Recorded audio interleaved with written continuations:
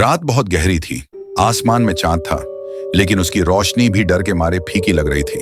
हवा ठंडी थी और डॉर गांव के बुजुर्ग कहते थे, इस हवेली की नींव इंसानी बलि से रखी गई है।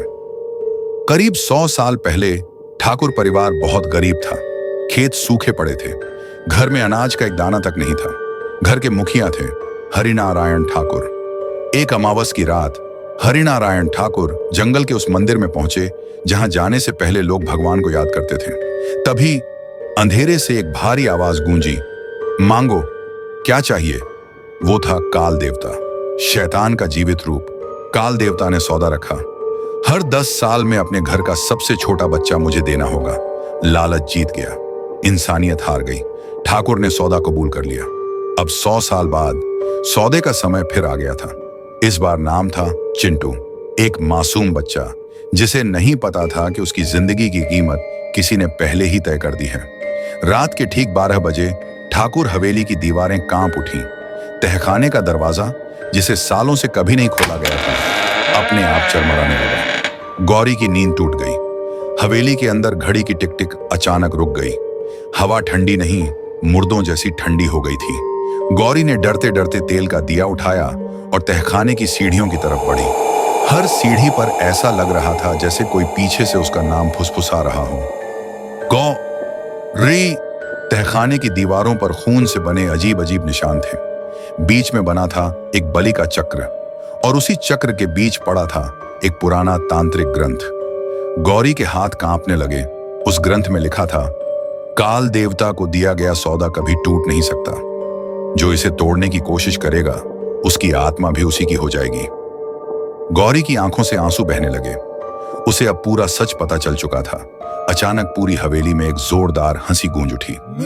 समय पूरा हुआ। गौरी। काल देवता हवेली में प्रकट हो चुका था। उसकी आंखें जलते अंगारों जैसी थीं। उधर चिंटू नींद में चीख पड़ा, मां, बचाओ। काले साए उसके बिस्तर की तरफ बढ़ रहे थे। गौरी दौड़ती हुई ऊपर पहुंची। मां का फैसला गौरी ने चिंटू को सीने से लगा लिया। काल देवता की आवाज आई, या तो बच्चा या पूरी हवेली के लोग। गौरी की आंखों में अब डर नहीं था, अब था मां का गुस्सा।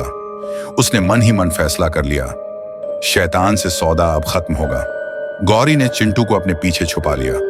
उसका शरीर कांप रहा था, लेकिन आंखों में अब डर नहीं था। सामने खड़ा था काल देवता। हवेली की दीवारों से काला धुआं निकल रहा था। छत से जैसे अंधेरा टपक रहा हो। काल देवता की आवाज गूंजी, मां बनकर क्या कर लोगी? सौदा पूरा होगा। हवा में तस्वीरें बनने लगी।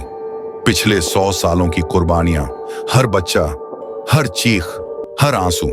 गौरी ने आंखें बंद कर ली। गौरी ने तहखाने से लाया हुआ वही पुराना ग्रंथ खोला। उसने मंत्र पढ़ना शुरू किया। हवेली हिलने लगी। दीवारों पर दरारें पड़ गईं। काल देवता गरजा, रुको, ये मना है। बस, बहुत हो गया। छत से पत्थर गिरने लगे। खिड़कियां टूट गईं।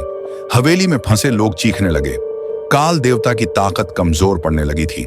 काल देवता दहाड़ा, अगर सौदा टूटा तो सब मरेंगे। गौरी ने आखिरी मंत्र पढ़ा। उसने अपने हाथ काटकर खून की बूंद बलि चक्र में टपका दी।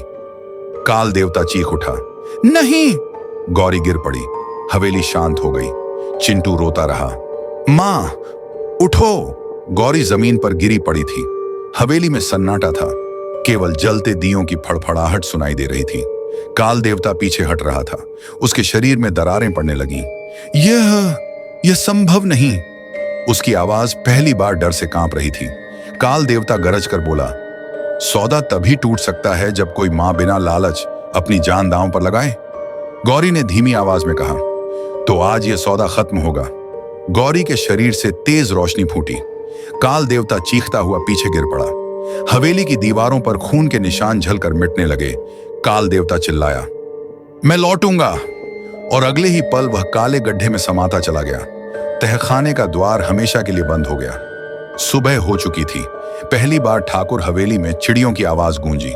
चिंटू ने आंखें खोली। मां। गौरी धीरे धीरे उठ बैठी। वह जिंदा थी। अचानक जमीन हिली। हवेली की नींव धंसने लगी। गांव वाले दूर खड़े देख रहे थे। 100 साल का श्राप अब अपना हिसाब चुका रहा था। सोना, चांदी, दौलत, सब राख बन गई। जिस लालच ने इतनी जानें ली थी वह खुद मिट गया। गौरी ने चिंटू का हाथ पकड़ा, पीछे मुड़कर हवेली को देखा। कुछ सौदे कभी नहीं करने चाहिए। दोनों नई जिंदगी की तरफ चल पड़े। आज भी रतनपुर में लोग कहते हैं, अगर लालच में आत्मा बेच दी जाए तो शैतान दरवाजा खुद खटखटाता है। अगर आप लोग को ऐसी ही हॉरर हिंदी कहानी सुननी है तो आप लोग हॉरर हिंदी स्टोरी 72_50 चैनल को सब्सक्राइब कर लें। हाँ, और बेल एंगल को दबाना ना भूलें।